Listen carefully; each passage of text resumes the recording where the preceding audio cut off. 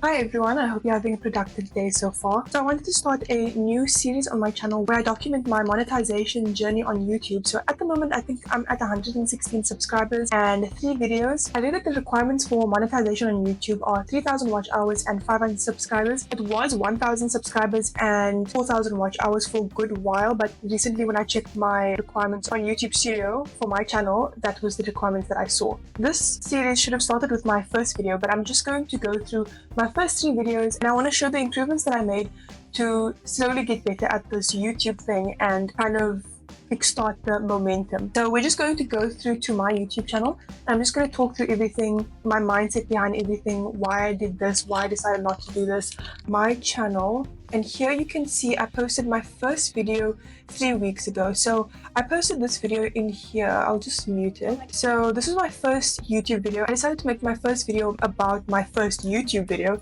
just because I felt like it was going to be the most easiest topic for me to talk about, seeing it as though it was my first video. And there was a bit of nerves going into it. So I just felt like this was a good icebreaker for me. So I edited on CapCut, the free version of CapCut, and I'll just play a short part for you. I think I did a preview at the beginning, so let's see here. So yeah, you can see I did try and do a whole lot of edits here, but a critique that somebody gave me was that throughout the entire video, I was like kind of jump cutting to my face to emphasize words because I saw from another video that is something that you should do just to keep some retention. So I tried that, but somebody said that it just ended up being a bit distracting from what I was trying to say, just quick because there was too many jump cuts. So not that jump cuts as a whole are unuseful, it's just because I was doing too much of them. And so I took that advice. That's my fiance, by the way. My fiance said this. So my fiance also told me that the background looked a bit messy and it was a bit distracting. And I kind of see myself as well when I'm watching other people's YouTube videos. If the background looks clean, then I'm kind of not distracted. But if there's a lot going on in the background, then I'm trying to look, even subconsciously, oh, what's going on there, what's going on here. Yeah, so you can still see the background's kind of messy, so I only took his advice afterwards. And so it was with this video that I actually started to use vidIQ. So it's like a search engine optimization tool for videos. And so I used that to actually come up with the title. So what I learned from vidIQ and also my own research is that you should always start off with your thumbnail and your title first, and then your idea can grow from there. Never start off with an idea and then kind of leave your thumbnail and your title for last. And so I felt like my video did better than my first one because I did this. With my first video, I kind of just had an idea, and then I quickly at the end, before I posted the video, I came up with a title and a thumbnail. Whereas with this video, I actually sat down, tried to come up with an idea. So using vidIQ, I tried to search what was the most searched topic in fitness, specifically for beginner fitness tips. And so this is kind of what I came up with. It did pretty decently compared to my other video, my first video. It's only 51 views, but I mean, like, compared to my first video, it did way better. And also with this video, I tried to include keywords into my description because apparently if you just add in keywords one after another without it sounding like a coherent paragraph, YouTube will like flag it or something like that. And so I just plugged the keywords into ChatGPT and asked to come up with a coherent description for me that sounded like a human was writing it. And so that's what I did with this one.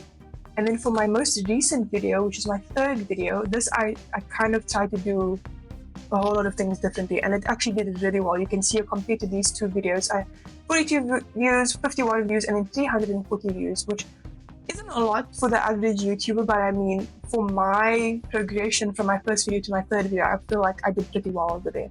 I used, his name on YouTube is Film Booth, and so he says that to make a really impactful thumbnail and title, it has to follow 4 criteria. So he calls it the BENZ criteria: big, easy, new, and safe. And so if your title and thumbnail incorporates a few or all of those criteria, then you're good to go. And so that's what I tried to do over here.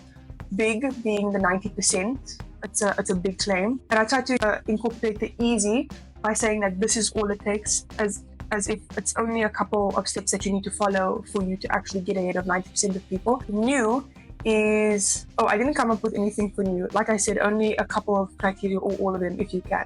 And then safe, the fact that it's backed by science, so people can be trusting of it. And yeah, I did really well compared to the other 2 videos. 340 views. From the research that I've done, I've come to know that the intro is really important. And so I tried to keep the intro really short and put my hook in there as well, just so that there's not that drop off at the end that a lot of people experience. And so you can see that my hook here is super short.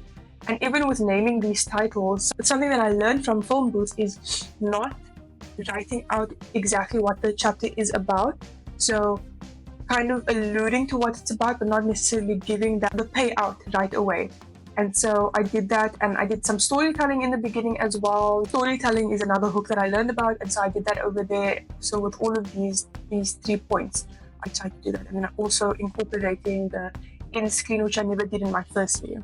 And so yeah, there was a lot of improvements. Something that I'm looking to do with my future YouTube video, but I do first have to invest a little bit of money into that, is actually just making the background a bit nicer, because although it is neater compared to my first and second videos, I do still want like kind of LED lights to be in the background of me, like pink or purple, I don't know, we'll see. But I really do like how that looks from the other videos that I've seen. That is going to be the improvement for a future video. I don't know for the next one specifically.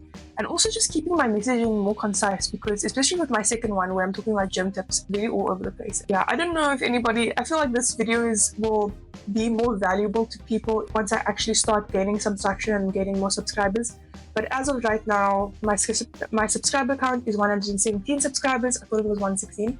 And then my most viewed video is my recent video with 340 views. So we'll see how that progresses.